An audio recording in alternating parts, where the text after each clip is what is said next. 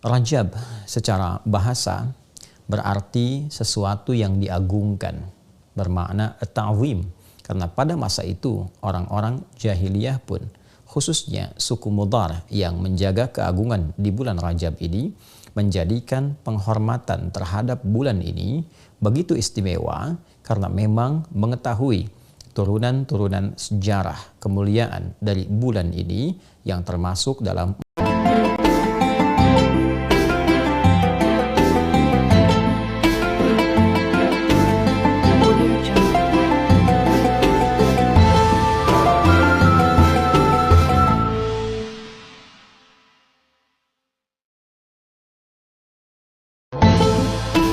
Assalamualaikum warahmatullahi wabarakatuh. Alhamdulillahi wa kafa. Wassalatu wassalamu ala rasulillahil mustafa wa ala alihi wa sahbihi wa man wafa wa ba'd. Saudara-saudariku dimanapun Anda berada, Allah subhanahu wa ta'ala berfirman di dalam Al-Quran surah ke-9 At-Taubah di ayat 36. A'udzubillahi minasyaitonir rajim. Inna iddatasy syuhuri 'indallahi 12 syahran fi kitabillah yauma khalaqas samawati wal ard minha arba'atun hurum. Sungguh jumlah bulan yang ditetapkan oleh Allah Subhanahu wa taala di dalam kitabnya sejak mula penciptaan langit dan bumi berjumlah 12 bulan dalam setahun. Di antara 12 bulan itu ada 4 yang ditetapkan oleh Allah sebagai bulan hurum. Bulan hurum adalah bulan-bulan tertentu yang dijelaskan oleh Nabi SAW dari jumlah 4 bulan tadi. Dalam riwayat sahabat Ibnu Abbas radhiyallahu taala anhuma menyampaikan Nabi SAW menegaskan talata mutawaliyat, 3 dari 4 itu berada berurutan, yaitu Dzulqa'dah bulan ke-11, Dzulhijjah bulan ke-12, dan Al-Muharram bulan yang pertama. Sedangkan 1 dari 4 itu terpisah berada pada posisi yang ke-7, yaitu bulan Rajab. Rajab Mudhar ma baina Jumadah wa Sya'ban. Dan yang keempat adalah bulan Rajab yang terurut pada urutan bulan ke-7 dalam tahun Hijriyah, yang diagungkan oleh suku Mudhar pada saat itu dan berada di antara bulan Jumada dan bulan Sya'ban.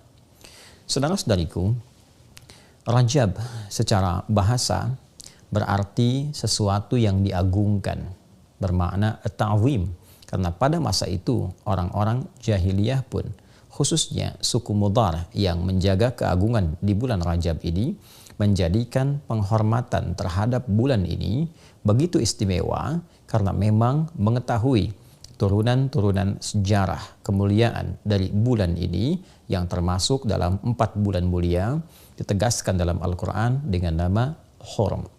Bulan Hurum, bulan yang sangat dihormati, bulan yang terjaga dari segala nilai-nilai keburukan, bulan yang terjaga dari segala tindakan-tindakan kontraproduktif, perilaku-perilaku maksiat. Bahkan untuk menjaga kemuliaan bulan ini pun, sejahiliyah-jahiliyahnya umat di masa lalu, mereka tetap menghormati bulan ini dengan mengadakan perdamaian di antara suku-suku yang bertikai. Mereka sepakat tidak berselisih di bulan ini, tidak berperang di bulan ini, dan berusaha untuk mengevaluasi kegiatan-kegiatan sehingga melahirkan harmoni dalam konteks kehidupan sosial. Karena itu, Allah Subhanahu wa taala memberikan keutamaan-keutamaan yang ditegaskan dalam Al-Quran, juga dijelaskan oleh Nabi SAW dalam tatanan-tatanan hadis beliau. Fala tazlimu fihinna anfusakum. Maka bila telah masuk di bulan-bulan mulia itu, Allah menegaskan pesan yang kuat kepada kita, jangan sampai kita berbuat zalim di bulan-bulan itu. Pemaknaan ini diterangkan oleh sahabat mulia Ibnu Abbas radhiyallahu taala anhuma, seakan memberikan kesan kepada kita menurut beliau sang penafsir Al-Quran yang dikukuhkan oleh Nabi SAW bergelar Turjumanil Quran. Beliau menegaskan di bulan itu adalah bulan tempat berlatih kita menunaikan amalan-amalan mulia, menjauhi perbuatan-perbuatan yang kontraproduktif, yang dengan penegasan ayat ini memberi kesan orang yang meningkatkan ibadah, mengukir perbuatan mulia, maka akan dilipat gandakan pahalanya, seperti halnya orang yang sengaja berbuat maksiat, maka berlipat pula dosa untuknya, karena ayat Al-Quran tegas mengatakan dalam bentuk larangan, fala tazlimu fihinna anfusakum. Jangan sekali-kali kalian berbuat zalim pada diri kalian di bulan-bulan yang dimaksudkan. Untuk itu, para ulama menghimpun petunjuk-petunjuk dari Rasulullah Sallallahu Alaihi Wasallam terkait dengan keutamaan bulan mulia ini, khususnya Rajab yang kini tengah kita berada di permulaannya. Di antara kemuliaan yang dimaksudkan, banyak iringan-iringan amal soleh yang mungkin kita bisa kerjakan. Karena ayatnya, hadisnya tidak merinci apa saja yang bisa dikerjakan, ini memberikan petunjuk yang umum untuk dilakukan. Maka para ulama memperkenankan kita untuk memperbanyak amal soleh, baik berupa ibadah ritual, tingkatkan sholatnya, dari mulai fardu, tingkatkan dengan tambah amalan sholat sunnahnya, sunnah yang melekat, yang mengiringi setiap sholat fardu dengan rawatib itu, pagi kah, siang kah, malam kah, atau juga ada duhanya, ada kemudian tahajudnya. Kita bisa berlatih untuk meningkatkan ibadah di waktu-waktu yang spesial ini, sehingga dengan itu berpeluang mendapatkan lipatan pahala. Pun demikian, kita mencoba juga meningkatkan amalan lewat harta misalnya. Ada jalan melalui harta dengan bersedekah, dengan infak, atau dengan pengetahuan, share pengetahuan. Sekarang era media sosial, Anda membuat status, share tentang isi hadis yang bermanfaat, ayat-ayat yang memotivasi, dan itu melahirkan pahala yang berlipat di bulan ini. Pada saat yang sama, kita mencoba untuk meninggalkan perbuatan-perbuatan yang dilarang, yang kontraproduktif, yang disebut dengan maksiat itu. Mari, sejak saat ini, berusaha untuk menanggalkan perbuatan-perbuatan negatif dari pikiran kita, dari pandangan kita, dari pendengaran, dari lisan, sampai ke ujung kaki. Maka bulan ini adalah bulan yang sangat spesial dan momentum terbaik untuk meninggalkan perbuatan-perbuatan terlarang. Hoax, hal-hal yang buruk, perselisihan, hendaknya disudahi, ditinggalkan, berubah menjadi lebih baik. Dan ini hikmahnya adalah latihan awal sebelum kita memasuki puncak peribadatannya, yaitu di bulan Ramadan nanti. Rajab adalah pembukanya, Sya'ban adalah penguatnya, dan Ramadan adalah hakikat perjuangan kita yang telah disiapkan sejak munculnya bulan Rajab dan berlatih kita di dalamnya. Di bulan haram ini boleh juga kita menggabungkan satu amalan yang sekiranya menghimpun seluruh kemuliaan tadi bisa dilakukan. Di antara caranya adalah seperti yang diisyaratkan Nabi SAW, yaitu dengan meningkatkan puasa di bulan Hurum, Dzulqa'dah, Dzulhijjah, Al-Muharram. Kita belum sampai ke bulan itu, namun kita sekarang berada di bulan Rajab. Maka boleh kita memperbanyak meningkatkan puasa di bulan ini, karena puasa memiliki hikmah meningkatkan ketakwaan, meningkatkan ibadah, sekaligus saat sedang menunaikan puasa itu juga dapat berlatih mencegah segala hal yang dilarang oleh Allah dan Rasulnya. Boleh silahkan meningkatkan puasa di waktu-waktu bulan mulia ini, kemudian juga malamnya tingkatkan tahajud, tingkatkan permohonan pada Allah Subhanahu wa Ta'ala. Mudah-mudahan dengan meningkatkan amalan di bulan Rajab ini, malamnya kita tingkatkan, siang kita tingkatkan, tilawah kita tingkatkan, kemudian memberikan jejak kehusyuan dalam jiwa kita, meningkatkan kekuatan dan semangat untuk bertakarub kepada Allah, sehingga saat tiba Ramadan itu kita sudah lebih siap membiasakan diri dan beradaptasi dengan ibadah. Memang ditemukan beberapa hadis-hadis yang kualitasnya sangat lemah, bahkan ada yang palsu terkait dengan keutamaan Rajab.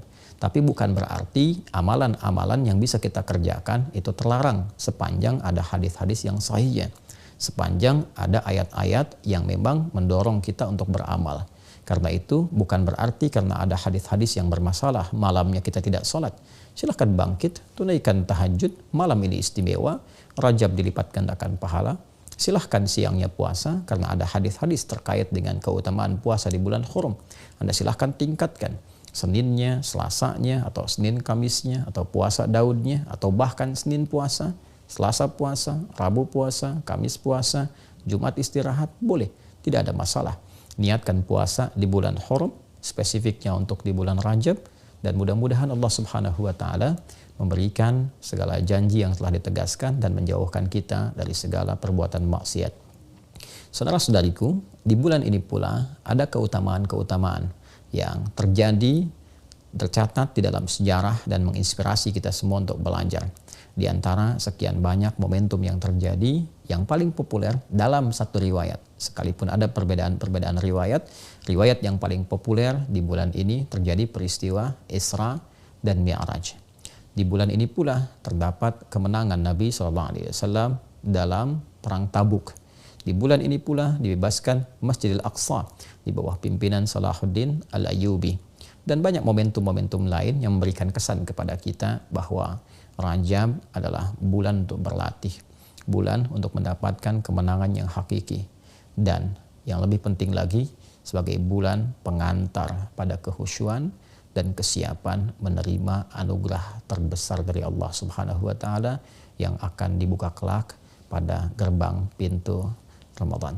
Semoga Allah Subhanahu wa taala memberkahi kita di bulan Rajab ini, memberikan kekuatan untuk beramal, memberikan pengantar kepada bulan Sya'ban, dan memberikan kebahagiaan dengan menyampaikan kita kepada bulan Ramadan yang akan datang menjelang dalam hitungan waktu yang bisa kita titi dari saat ini sesuai dengan ajal yang telah Allah tetapkan. Semoga kita dikuatkan, semoga diridhai, diberkahi, dirahmati, dan dimuliakan oleh Allah Subhanahu wa taala. Allahumma taqabbal minna innaka antas sami'ul alim wa tub 'alaina innaka antat tawwabur rahim. Barik lana fi hadha asy-syahr ya arhamar rahimin wa ballighna fi ramadan ya rabbal alamin kama tuhibbu wa tarda. Wa sallallahu ala sayyidina Muhammad wa ala alihi wa sahbihi ajma'in. Wa akhiru da'wana subhanakallahumma wa bihamdika asyhadu an la ilaha illa anta nastaghfiruka wa natubu ilaik. Walhamdulillahi rabbil alamin. Wassalamualaikum warahmatullahi wabarakatuh.